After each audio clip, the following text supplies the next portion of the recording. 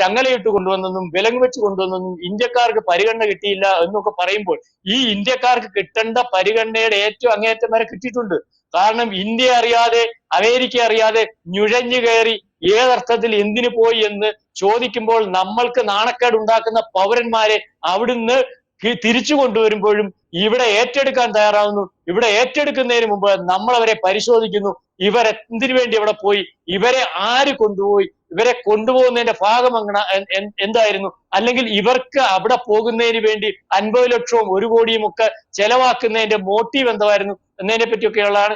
ഏതായാലും ഇത് വളരെ ദീർഘവീക്ഷണത്തോടു കൂടിയുള്ള ഒരു പറച്ചിലാണ് പ്രതിപക്ഷം പറയുന്നത്.